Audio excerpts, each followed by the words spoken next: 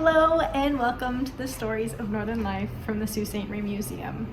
Today I got to chat with David Holmberg, the owner of God's Country Clothing. They have close to 6,000 followers on Instagram and you can recognize their brand anywhere in Sault Ste. Marie.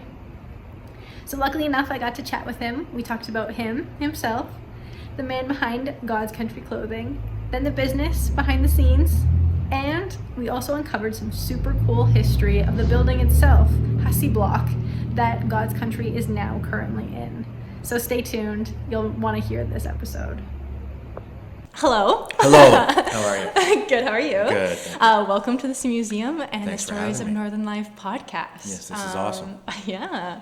Of course, I had to represent today. I had to wear my shirt. Thank you. I am representing. It's just it's a sample hoodie that I got in and wear it till I don't wear it anymore. So till the next item comes in. Yeah. Thank you for doing that. Of course. So can you first introduce yourself and tell me just a little bit about yourself? Okay. My name is Dave Holmberg. Born and raised in Sault Ste. Marie. Left for 3 years, Fanshawe College for graphic design, and then came right back. So yeah, born and raised here. Love the city. 35 years old. I don't know how much information you want to know about me. Like I could take the whole podcast and just ramble and talk about myself, which is not great. So That's what we're here for. Yeah, I know. The business or about Dave himself. So yeah, born and raised single mother, small family, not too many of us around here. So yeah, it was a good upbringing and a great city to be brought up in. Yeah. And right now, crane operator at Algoma Steel, and then do God's Country Clothing on my days off and Awesome. spare time. Yeah. Super cool. Yeah. So did you grow up camping or having a camp or anything Yes, like that? yeah. We had we called it camp. It was my grandparents' house. They lived on St. Joseph Island. Sterling Bay was the area, so Okay. Quite a ways into the island over by Whiskey Bay, and grew up there. White sand beach, beautiful swimming, and my cousins and I just were out there all summer. Every summer, our aunt would take us out there. For weeks at a time, or I'd stay with my grandparents. So that was camp for us, and yeah, it was amazing. Everything that a kid would do out at camp was done out there. You know? Yeah. Motorboat, we had a little 2-horsepower motorboat that the kids got to drive once they were old enough, and then upgraded to like a 15-horsepower boat, and then a little bit of fishing. There's actually a sunken tugboat in that bay. Wow. Yeah, which is super cool. You can't see it anymore, but we would go Yeah. over on a little boat or paddle boat and check it out. So yeah, Cool. camp was awesome, and we love it. But yeah, now get out to my mom's place. She's on the water now, so that's what we call going to camp, I guess. But everyone has a camp somewhere. And Yeah. we take advantage of anywhere and anytime we can get out to one, we'll go. So was that kind of the inspiration to God's Country Clothing, or can you tell me about like the start, the inspiration to it all? Yeah, I'll tell you the whole the whole story. thing. Yeah, I sort of did with the last interview I did with Sue today, but I can't take credit for it. It was my friend Zach Torquato. So he was playing hockey overseas and coming home in the summers when the season would end. And he sprang it upon me one day. I want to start a clothing brand. What do you think? And, I sort of chuckled. The friend sort of chuckled, but with graphic design background and some knowing how to operate the website, I was like, yeah, I can help you out. So we did our first little pass. It was actually for the concert, Dallas, what's his name? Country guy. I can't think of his name right now, which is awful. But he came to the Sioux for a concert. It was at Mill Market. And we wanted to have T-shirts ready because we were doing like a meet and greet, and he was going to wear one on stage. It didn't show up. So we used Vistaprint for our first run, which was like 4 T-shirts. Took weeks. I'm like, there has to be a better way. So a couple Google searches, found a place down in the States. So long story short, his idea, the name, he came up with it.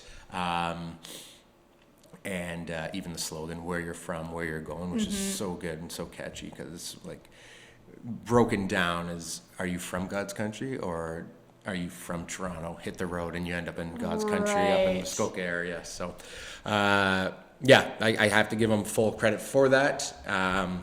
But then, I'll tap myself on the back for where the brand has come to this day. So, yeah, that's where it all started, right from the bottom, and, working out of like a living room into a garage and then into storage closets. Like, it's just crazy. But yeah, that's where it started, and that was 2015ish, and I think we got the website up and running November 2015. Wow. And then yeah, our first purchase came from a friend, and yeah, the rest is history, I guess. But a lot more to talk about. But yes, that's how she started.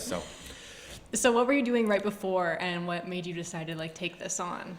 Well, it was never I guess design-wise, and there wasn't much to it at first. It was, design a logo, come up with a logo, like the logo, put it on a shirt, wait for the shirts to arrive. So, like, we did one that was very first, and we're like, this doesn't look that great. Switched it up, and then had to switch it again due to some legal stuff, which at the time we were so unexperienced in the game that we didn't have to do anything. We're just like, yeah, sure. And then like talked to my lawyer friend after. He's like, you didn't need to do that. But for the better, I think that it worked out great, and our logo represents God's country. So I was working, I want to say, what year was I? I must have been at Tenaris at that time. Possibly Tenaris, 2015. Yeah, so Tenaris at that time. And you got the 4 or 5 days off with that kind of schedule. So to take it on, it wasn't that hard. And at first, it wasn't anything. It was submit this design to Vistaprint, wait for the shirts to show up, and then the next round was a little more intense and a little more money behind it. And then, as your years go on, that's when you realize, okay, this is a lot.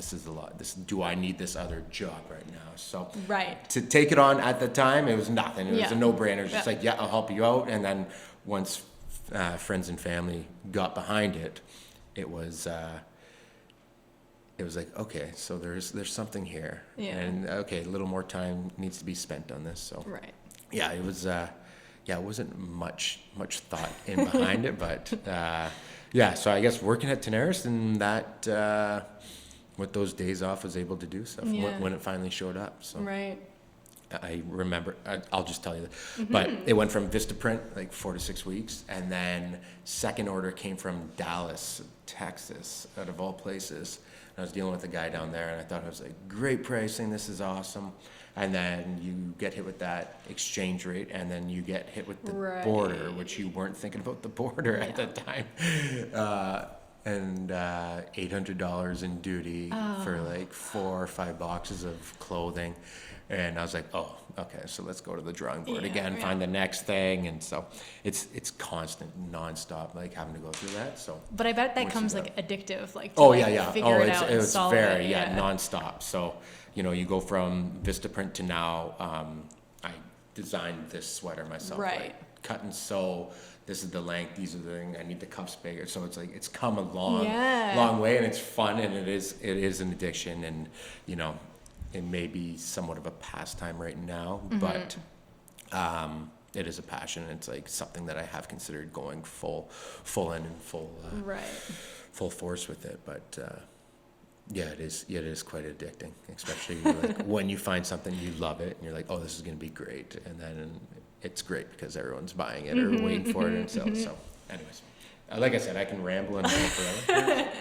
So tell me the process of like the inspiration for an item and then going to make it and getting it on people's bodies. Simply, it doesn't have to be too in depth, but what goes down?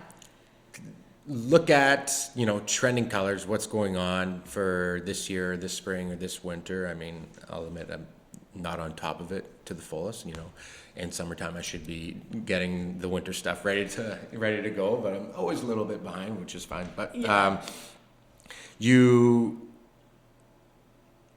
think of something, and I mean, for for the brand, it's quite simple. It's our logo, and mentioned earlier, I want to start getting into some more graphics. But it is quite simple just to have that logo and think, okay, do we want this big? Do we want it small? Sort of figure out what has sold, what hasn't sold, what colors are great, which ones are not. So get an idea. I'm trying to think of a product that I got super pumped. Okay, so you're wearing the Canadian made oversized. So finding a Canadian made supplier and then going with the small little embroidery. So it was just very simplistic, and getting something of like top quality, and finding the matching set of shorts and getting pumped up for that, and then just putting the branding behind, or the marketing behind it, to pump this out, to be like, okay, Canadian made, 100% sustainable, and those are the kind of things where you get pumped up, and then you see it, like for the après sweaters that we just launched, those 4 colors. I was designing the beer label first, and I took some inspiration, and I was like, I like these colors, this is cool, sort of retro and vintage feel. And then from that beer label, I was like, oh, these are the 4 colors we'll use for the thing. And then I looked at the color palette, which was available. I was like, okay, we'll go with purple, orange, teal, and the cream. And everything was just the same. Like, not perfect, but so things like that, being like, I don't know what sweaters to order. I don't know what colors to order. What do we do? Do we do this? Do we do this? We're usually black, gray, white, dark gray, whatever. And then seeing the label, and then seeing that those colors matched, I was like, oh, this is perfect. And then you just get pumped, and you're like, this, can't wait for this to show up. Then it shows up, and then you just start taking all your photos, start playing around on Instagram, like getting your stories to look great. So, sort of more in depth there, but. Like I said. No, that's awesome. I'm talking, But yeah. Did you always want to be an entrepreneur? Was that always something that you like? And like, not to say I didn't want to.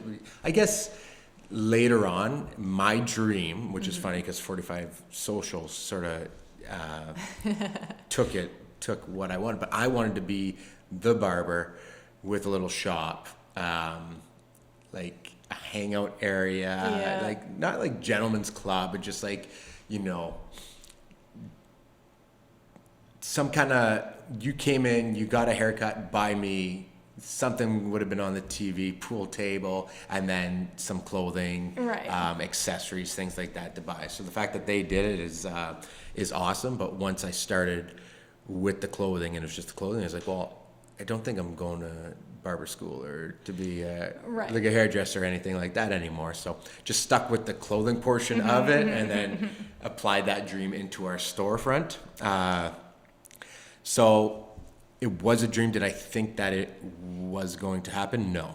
And then once it started happening, start getting recognized in the city, then I guess, okay, I guess I'm an entrepreneur, but it wasn't like a thought at the time. It was always just a dream, and then sort of, I guess, worked out in the best way. But yeah, the original dream was be a barber, have my own shop with accessories and little garments and like pool table and stuff. So we're like, I'd say like 50% there as to what I wanted, but which is fine. So so how big is your team? Right now, it's just we did have a team of 3, then it went down to a team of 1, and then I just hired on a gentleman named Fernando, and he's been helping me out for the last little while. So team of 2, girlfriend's always there behind the scenes. So I mean, on paper it's a team of 1, and then an employee, but she's definitely like, the store wouldn't be where it's at without her help, and everything, events, everything. So I mean, there's a large team behind there, but on paper it's just myself and then Fernando. But that's everyone's awesome. Help, behind the scenes is there's a big team that is always there and always helping. But and he's actually leaving, so I need to put an ad out to get another. He's moving to Sudbury, so I need to get an ad out to get another employee. But even just being like an employer now is a crazy thing. Like Right. Yeah. typing out someone's payroll, I'm like, wow, like what is going on here? So it's pretty, yeah, Definitely. surreal at times. Definitely. But yeah, so team of two, I guess. Yeah, that's awesome. So I want to talk about your actual space. Okay. So you created a brick and mortar spot at Yep. 242 Queen Street, and Correct. when did that open? And tell me a bit about your process of obtaining downtown property Okay. and converting it into something that was useful for you. Right. Okay. So once again, going back, you go from the garage, and then business partner at the time offered us space at Village Media. So down in the basement, I believe it was an old bank vault, which was crazy. So it was smaller than this room, probably same length, and just tight brick space. And I just had boxes lined against the walls. And then we were growing and growing and growing out of space there that was sort of hinted, you guys may want to look for something else. So once that was plugged into my mind, I just looked all downtown. I was like, I want to be downtown. We need to get more stores, restaurants, bars, things like that down into this downtown core, because it's sort of like running thin. But it's coming back, which is awesome. So I was walking to Ernie's one day, which is another like staple of Sault Ste. Marie, excuse me, and saw for lease at this place, and it was actually a friend of mine's father and mother-in-law, and they were closing down their place. And I looked and I was like, let's call this number. Took some photos. It was like one of the first original photos. Got the Ernie's, and then attained it. Before you know it, we were eating Ernie's inside the store, which is super cool. And that was January into February of 2020, I want to say, or 2021. Yeah, 2020. And then, oh no, I can't, was it 2021? Yeah, we're 2023. So 2021, store opens October 2021, Okay. October 8th, 2021, doors open. And it's just been a year in there since. So yeah, got the keys, started the renovations. I did my designing on Photoshop as to what I wanted it to look like. And it's pretty much spot on, which is awesome. So, but it was a lot of work, and yeah, it all came together. It was That's awesome. yeah, it's great, and it's a great location too. It's just yeah, the downtown just needs to get a little more action there, but we'll get there soon. Definitely. Does that answer all the questions that? about that? Okay, yeah. cool. I love your store. It's awesome. Thank like you. this Thank you. vibe, the dock in the Yes, front just puts yeah. you right where you want to Yeah, be. I know. Yeah, well, that mural in behind the dock was shot outside of my mom's place, so that's out Pine Island area, Awesome. looking out to Pine Island. But yeah, the dock. I think it just like popped into my mind, or something. Someone might have told me, but it was I was like, well, this works out perfect. Yeah. And then everything else, someone's like, hey, I got this for you. The canoe came from Blind River, so it's just like all these things tied together, and So I mean, awesome. yeah, it looks great. So thank you so much. I appreciate that. But you also have 2 old pictures hanging up on your wall Yes. of when the store was Hub Clothing, beside a photo of your store, I believe. Yes. And obviously I thought this was super special and Yeah. need to talk about it. So Of can you course. tell me about the story Yeah. and why you decided to hang up those pictures? So I obtained the store, and my mom's all happy and talking to her girlfriend, and her girlfriend messages me and says, where's your store? I said, oh, down on Queen Street across from the garden. She goes, oh, that's where like my father's store was. What's the address? And I said 242, and she goes, get out. So it was crazy. It was very emotional for her. I'm laughing, just like, what are the odds of this? Yeah. So the building that we are in used to be the Hub, which was a men's clothing store. So I just spoke with them before coming into the interview here, and they it was their grandfather that had Okay. it. So 1920, he had the store, and I believe it was a secondhand store back in the day. Yeah. And they said it was a little bit of everything that was in there, which is cool. And then their father, Gord Bassus, I believe, Bassus. He was helping out at the store, and then he went out to like Long Beach, California for a bit. And then 1949, he came back to start working for his father.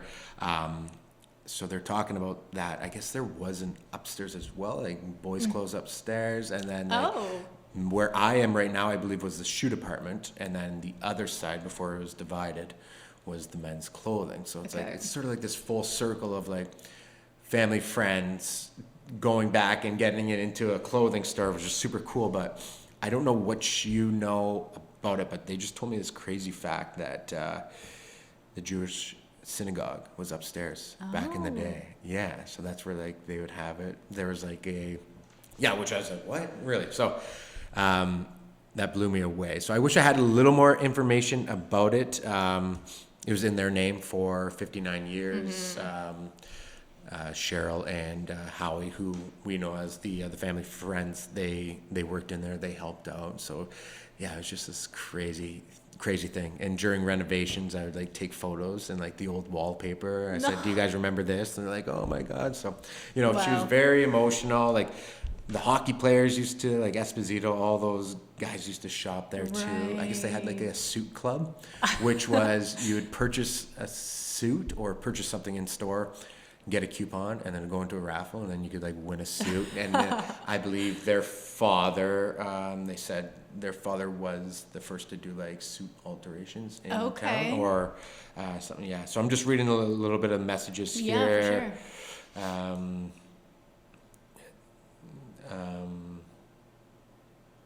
Oh, no way. She just said her father would let people, say a family member or someone died, father would give them suits to wear to the funeral and then come back and pay when you can. So that was amazing. Yeah, crazy. So yeah, that whole full circle. So I should have been a little more prepared with that information, but I was like, a Jewish synagogue was upstairs. Yeah, I didn't know that. Yeah, they were one of the like few Jewish families in this city Right. at the time. So yeah, it was pretty crazy. And then the Jones family took it over after, I believe. I don't know for how many years, but yeah, it was in their name for 59 years. And as early as 1920, he wants to say that's when he started the store. So Yeah, so obviously I did some research. Yeah. Okay. Yeah. So hit me with it. So let's see what I got. So first I looked at like the origins of the building. So it was developed by John A. Hussy. Yes. He arrived in Sault Ste. Marie in 1890 and took a job working on the construction of the canal. And funny enough that the Hussy Block itself is actually made of the same stone they pulled out of the canal, and also is the base of the museum building and lots of other buildings. So that's pretty cool. Himself, like, and the building reflects like the economic growth in Sault Ste. Marie, and he had a very strong like push for that because Queen Street was like really nothing at the time. And he himself had a butcher's shop there. Really? And later partnered with Thomas Dury. And so they formed Hussy and Dury Co., a wholesale and retail butchers. Really? So that's the very first. And this guy was pretty cool. He was very active in business development, but also was active in the community, serving as a member and president of the Sault Ste. Marie Board of Trade, member of the Rotary Club, Knights of Columbus, Catholic Order of Foresters, St. Vincent's de Paul Society, and as an alderman. Wow. Yeah. So that's the very first dude who made the building, built it. Yes, he was because the developer. the Hussy Block is what's stamped on there. So that's who it's named after. 1902, right? Yes, so it was completed in 1902. And then still, at that point, Hussy Block didn't really have like address numbers in the early days. So that's where it kind of gets confusing throughout my research because I looked heavily at the directories. And the directories are basically like a phone book. So it's like by the street, sometimes it's by the block. Okay. So I can see what's in the block, but sometimes there's no like address next to it. Or I can find sometimes the address and the street, And then there's certain names, but sometimes they're not like the business name, they're the person's name who owns it. So it gets a little confusing in trying to like piece it together, but I'll go through what I found. Okay. It's pretty interesting. Yeah, the first little bit. So in 1903, when it first like was there, the butcher that John Hussy looked after, a watchmaker, a private school, a barber, secondhand goods store, a shoemaker, right? Yeah. So it was like right from the beginning, secondhand goods store, shoemaker, bicycle shop, and a bakery was in there. Wow. So then I wanted to look at every decade. I didn't want to go too much in depth, but I wanted to look at every decade. So in 1913, 242 Queen was a letter departmental store. And letter is basically like a company like Sears. Okay. So that's what it was in 1913. In 1923, it was Lee's Cafe. So it was a cafe. And then in 1933, it was Siegel and Berts Vulcanizer. When vulcanizing is a method to treat rubber and sulfur to fix hold and tears in like tires. And I thought that was super weird after a cafe 10 years after. Then, the timeline's there. Like, I wonder, like, because you said secondhand store, so I wonder, like. So kind of based off my research later on, it's kind of, there's also a Sarah and Joe's Bassett clothing. Okay. But that one kind of seemed more so B-A-S-E-S-T. B-A-S-E-S-T clothing. B-A-S-E-S-T, okay. So it's kind of, I see the movement across the building itself because these first places were at 242, what I found at 242. Okay. So I think within the building, there was some movement and the block next. So they kind of just expanded like right in that block, right? But not specifically right there all the time. Okay. So it seemed like they moved, or it's just marked wrong or slightly incorrectly, or. And sorry, what were the names of the Bassets there? Sarah and Jos, J-O-S. So probably Joseph, who Wow. So then earlier, where do I have? This is like, it's like sort of chills because of what they're saying and then what you're finding. It's just like. So in 1922, Joseph Bassett's secondhand goods was in the neighboring Coronation Block. So he was right next door in 1922. I have that. 1922. Okay. So then he moved across to the Bassett block at some point and then started there. Wow. Yeah. Wow. This is so great. It's so cool, right? They're probably going to love to hear this too. So when they listen to this episode, So back to 1933, it was a vulcanizer, and I was like, what even is that? So the year before, it was just Berts Tire shop. So a year later, he gained a partner and started treating the tires that he sold, which I thought was kind of interesting. Sorry. Yeah. The first photo that I have in there, though, which is just the building itself before anything else sort of grew around it, but it said big alterations. So I wonder at what point that photo was taken and what was it? Do you know alterations the year to of the tires? No, I don't know the year, but it's like my landlord Bill. He like gave me a whole booklet of stuff, and that was one of the first photos, or like it's just the building standing by itself right from the start. Right. So it could have been from like 1903 to 1913, because 1913 it was a departmental store. So I'm sure at that point they probably had some. Yeah, it's just massive letters right across the whole front, big alteration. So okay, continue on because this is crazy. It's giving me chills. Yeah. So then of course this is where it gets confusing. So 1943, not entirely sure, but we can infer that it was Sarah and Joe's Bassett's clothing. Okay. Then in 1950, the block itself was renamed from Hussy Block to Hub Block. No. But then in 1953, it changed back to Bassett Block. So I did a weird... So they got the whole... Yeah. So that's what it was called after. So in the directories, I had to look under Bassett instead of Hussy. So it gets a little confusing. Wow. But the next record we can find in that spot was in 1955. We can confirm that there were apartments above, and then Sarah and Joe's Bassett clothing at 246 Queen, though. So that's where their number location was. Right, because 246 now is the eye doctors. Right. And that was the clothing. to where I'm the shoe. So I that wonder if makes that's sense. where it's like registered and it just as. never put, yeah. Yeah, split up. Yeah. So 1957 onward, it became Helen and Gordon Hub Clothing. Helen and Gordon. Clothing. So it remained cool. Hub Clothing and Hub Apartments above till 1983 in my records. And it alternated between Helen and Gordon and then Hub Clothing or Helen and Gordon's Hub or stuff like that. So basically, throughout the time, you just see the movement along.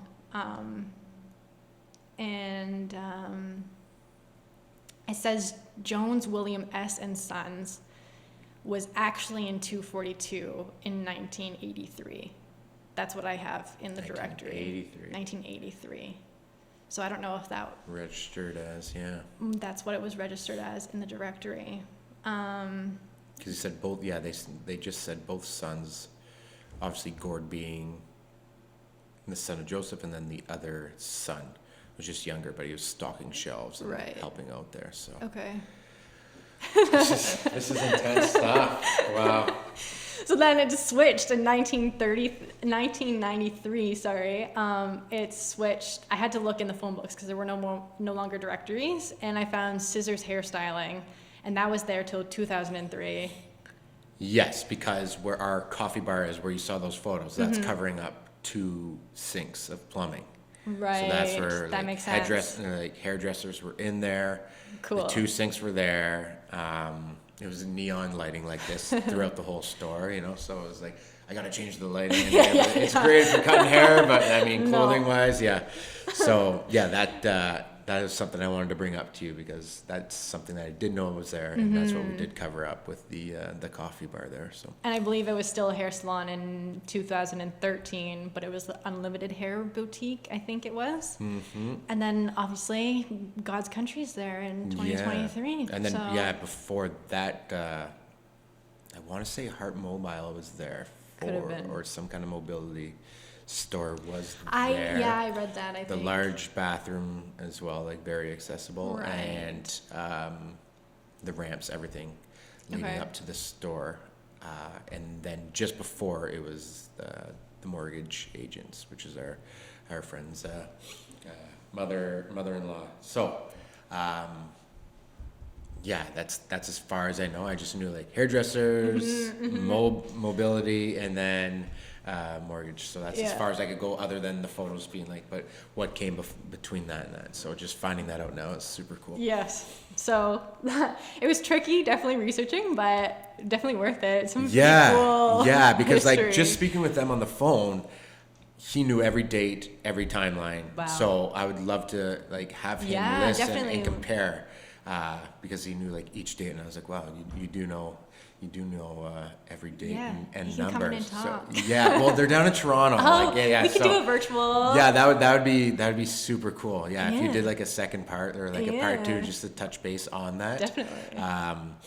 Because he's a character, but I mean, just the amount of information that you have there. I wonder if they have ever checked it when they come back here to visit or not, but that was super cool. And then having all the names line up to like, I'm typing out the names in my notes being like, this is the name that I'll say. And then you're like, hey, these are the names, Joseph. And then no, that's good. Joseph and Sarah. Yeah, it was Joseph, Sarah, Gordon, Helen, I believe, right? Yes. That's so cool.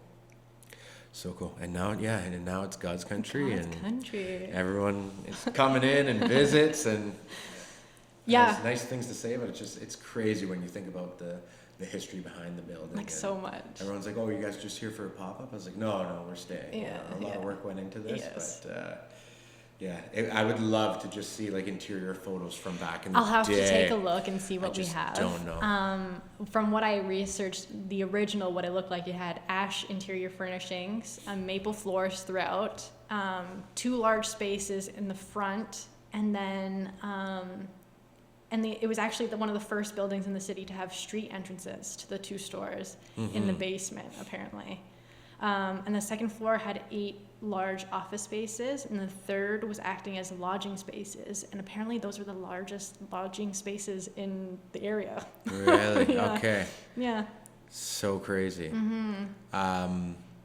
Because when they came back to visit, they went into the back, and I guess there was an opening that went from one side to the next. So from 242 to 246, it connected halfway through the store. And then at the back, there's a little attic space where I keep some things. Okay. And they said that's where their father's office was. And he could overlook the store from above and look down. Yeah, so yeah. I was like, just to see these interior photos from back in the day, I wonder if anything could ever come up or be found. That would be so cool. I'm gonna take a quick look in the collection when I'm done this. But we get all our artifacts and photos donated to us, so it's only what people give us. So sometimes there's like we don't really have a lot of things sometimes, but you never know what you can find. So I'll ask them again, because I know that they were talking, the Joneses have it, but it's one of the old cashiers, like with the big leg.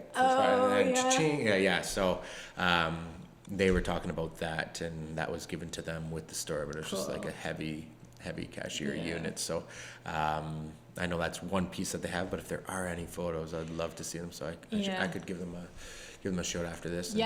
And see what they have and pass them over to me so we can put them in the collection for sure. too. Or arrange something else, even just a call that you could like just get this kind of information from them and just bounce both knowledge off each other. Yeah, so cool. So cool. Yeah. So back to God's country. So the brand is really around camp wear, right? Yeah. But leisure, comfy wear. That's pretty much what it is. Camp wear, right? So. But now I see that you're moving into like kind of like the ski season now with winter. Yeah. So I wanna hear more about your latest project. Yeah. So the Apres collab that we did with Northern Superior Brewing. So I did a sample a while back, and it was just Apres ski, and it was like nicely spaced, just said Apres ski underneath. It worked. Did a couple samples for our ski friends and boarders. We'd go on trips, wear them, like even take the shirt off our back or sweater and be like, oh, you like this? Okay, it's cool. Knowing that it's just like a quick sample. So years later, I bring it back and I'm like, let's drop the ski and just go with Apres so it can, everyone can relate to it, whether it's snowmobiling, snowshoe, ice fishing, whatever, just Apres. So,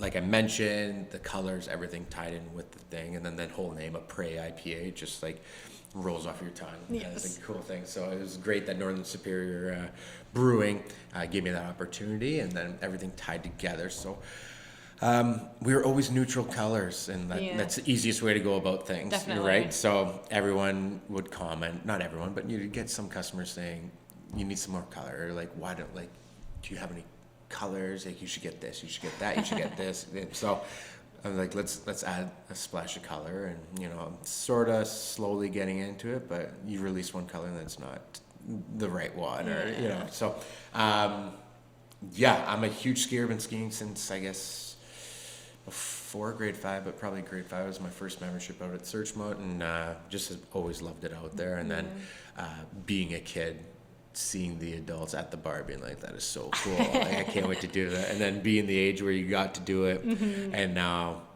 I'm like decking everyone out in the gear. So it was crazy. Like being out there was we just did the event out at Searchmont, and they had the ski racers up from out of town, Blue Mountain, Timmins, Sudbury, all over Ontario for the U16s, and it started off a little slow and it was cold, and then we moved in, and like everyone was just, you got little kids coming up to you being like, you take Apple Pay, like little kids. I'm like, yeah, no, okay, I'll take this hat. And so I've actually been asked to come back out there after this interview because all the out of town skiers want these hats that everyone's rocking right now. So I mean, it's a crazy a crazy thing, but releasing and doing something, I wouldn't say out of the ordinary, but just something a little different that hits a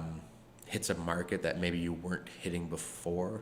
Everyone can come in and buy that camp sweater, but and they do wear them out at the ski hill. I see them out there as well, but like get something that is ski wear, that retro, vintage, cool, bright colors that everyone likes to wear out at ski hill, and then that sort of matches a little better. You can leave your camp sweater for camp, and then bring the ski sweater out to the hill. So, and then with summer around the corner, like a lot of things are going to be coming in soon, like shorts, sandals, like sort of stepping away from just your basic t-shirts and hoodies and everything, and sort of covering all ground. Awesome. So, yeah. So it's fun. It is fun. So yeah, a project like that, and it's cool. So it's cool. Crazy. Yeah. Do you approximately know how many articles of clothing or things that you've sold over the years? Because I feel like your brand is so recognized by everyone in the Sioux. I see everyone wearing it. Like, approximate number, how many do you think you sold? Oh, jeez. Like, I didn't know. Like, maybe I should have brought in the numbers, but like, I don't know. I was debating. I'll get back to you on that. Maybe you can add it in when you're editing. I'll look like alone just on that Saturday we did. I mean, it's not great, but we did 45 sales. That's good. 45 sales, but that doesn't mean necessarily it was just one item, right? So then you look back and see. So I'll double check on my Shopify there to see. But like you see everyone wearing it. And it started off with just like, friends and family. And then you see one random person. And then you're at a Greyhound game and you see someone wearing your hoodie, like, whoa, this is weird. And then now you're scrolling through Facebook and at least one photo of someone's wearing something. It's a good feeling, just surreal at times. But yeah, it's cool. I just don't know how many items. Like December alone, we'll do like 500 sales, like just in the month leading up to, or the weeks leading up to Christmas. So I don't know. It'd be cool to look back and see how many actual items have been sold. But I can give you sales numbers, but as the actual items, I don't know. But a lot. A lot. But never enough. It can always be more, always right? Be more. Yeah. So is your customer base strictly like Northern Ontario people, or where have like you shipped out to? Yeah. So. Nope. All good. Sorry. Yeah, we're good there. 85% of sales is Algoma region. Now, I'm not doing my part on marketing outside of the city. It's sort of like this city has just got behind this brand and supports, and I can't thank them enough for that. We do get some random orders, like Fernando was just putting some orders together right now. Minneapolis and Saskatchewan, craziest places I ship. Now I did know the one guy, but Japan, shipped out to Japan. Cool. And then I've gotten one or two, I want to say 2 orders in Australia, and I just have no idea. Like, sorry, how do you know? Sometimes I'll reach out to the customer meeting, like, hey, how do you find out about us? Georgia, so pretty Texas too. Like, there's just like so a lot of stuff in North America. Right. But yeah, majority of our stuff is just Northern Ontario, Southern Ontario. But you automatically think, okay, Southern Ontario, maybe it's someone from the Sioux or has roots with the Sioux. But some of these other places, you're just like, where's the connection here? But I'm not complaining or questioning too hard. I see them come in and I'm like, that is so cool. Yeah, so cool. But yeah, Algoma, Sault Ste. Marie, and then I'm gonna focus on the marketing and advertising outside of the city to grow it even more. So yeah, it just resonates so much with us. I'm like, it does, right? Like we call it camp. You find out a couple other places call it camp or cabin, cottage. So it's that battle. But I find myself battling with like Siouxites in store, being like, no, we have a cottage. I'm like, where's your place? Like, it's just down the road from where ours is. It's like we got running water and electricity and TV. I'm like, still camp. Like, you got to call it a camp. It may look like a house. I guess when it starts looking like a house, and call it a house or a cottage, I guess. But for the most part, it's camp. And within 20 minutes you could be on the golf course or in town, and then be out at camp, and then come back in for a dinner, and then decide that you want to go back out. So we have it great up here. And yes. It does resonate perfectly with what we're surrounded by. So what do you love most of being an entrepreneur in Sault Ste. Marie and doing all this? Well, once we got the store, you know, I used to work at Pino's back in the day, and still to this day I miss it, just based off of the customer interactions. Right. You know, I was a meat clerk or whatever you want to say. Like I was doing my fair share of cutting meat at the time, but just being out on the counter and helping people, and like, you know, seeing the smiles, or people remember you remember them. So now having my own store, being the face of that when people come through the door, it's super good feeling. I love the design aspect of it, figuring out ordering, like when you start ordering stuff and getting things, and like we talked about, just getting excited about this stuff. Like I love that part about it. But yeah, I guess it would be just the customer base and having your own place. And you know, we just had a young lady come in, and she's like, "Is this your brand?" I was like, "Yeah." She's like, "You're doing great things. I see it everywhere. I had to come in and grab some." So I'm like, "Awesome, thank you." Like you hear it, like it's just it's a crazy feeling. But that I'd probably take from it. Like you're doing it in the right city, where, you know, people. Like at Christmas time, someone's like, "We always did Roots gifts, and now we're switching to God's Country this year." I was like, "That is so cool," you know. So, just being there, and the connection with customers, and knowing that, you know, you're making them happy, they're making you happy. It's that'd probably be the best part about being an entrepreneur, for sure. So. Yeah, crazy. Yeah, it's so weird talking about this stuff. I don't know what I sound like, how I sound when it comes off, and I'm like, but God's Country is going to be the new Roots. Right? Yeah. I mean, it should be. You're gonna get there, yeah. I'm just not paying the mall rent, that's for sure. So. You're doing great. You're doing amazing.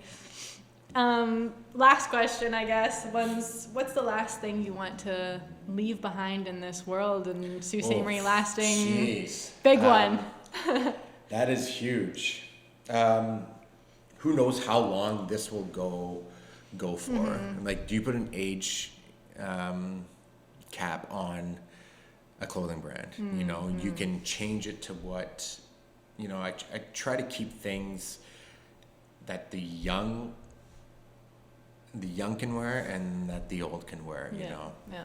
Keep it neutral colors, everything. Just get everyone from, you know, 16. Well, I mean, we do kids close too, but like the people that are shopping for themselves or shopping for others, sort of hit everything. So I don't know when it stops. You look at other entrepreneurs. I mean, there's some older ladies and men in the industry that are still in it, so I'm like, okay, if they're doing it, I can do it, but maybe you change it just a bit down the future, who knows. But, you know, sell what works. If it's not broke, don't fix it. So leaving behind, I think, with recognition in the city, being nominated for awards, doing a podcast, things like that, you know, the next person or the next kid coming up that wants to do it or looks up to be like, hey, that's cool, or oh, you're the God's Country guy, oh, you God's Country store. Like, I don't know, like what do you leave behind? But other than maybe one day someone else is sitting down here and they're being like, that used to be God's Country store there. Yeah, that'd be cool, right? Like, well, God's Country used to be in this store. Like, oh, it's crazy, or yeah, this is when God's Country was in here. I don't know, like, if I'm leaving behind something, but maybe it's never left behind. Maybe it just keeps going. Yeah. That's a great answer. That's a great answer. It just keeps going. Yeah, nothing gets left behind here. I keep doing it. So we'll see whether it turns out to be full-time dream or still the side hustle that that there's so much passion behind. I'm surprised that it's still a side hustle. I know. Surprised. Yeah, there's a lot of moments in my life where I'm like, let's go. Yeah. And then someone says, pension benefits. I know. Like, all these other entrepreneurs that are rich, they don't have that. They pay it them. So, yeah, I don't know. Let's leave it with that. That's where either someone comes into that store one day and says, this is where God's country used to be, or it just never dies down. Yeah. I think that's how we leave it. That's awesome. That'd be good. Well, thank you so much. Thank you for having me. That was so awesome. Much. Super fun for my first, like I said, I did the interview before, but an actual podcast is pretty cool. So no one likes to hear their voice, but we'll give it a shot once it's all ready to go. And I can't wait to share this with people. And that information you shared with us was just crazy. So yeah, I'm pumped. That was fun. Maybe we can do another one. And, for sure. Get some more information from them if we gather anything. Definitely. That'd be cool. Yeah. So, thank you. Thanks for having me. Thank you. Appreciate it. That was awesome. Awesome. And that's how it goes.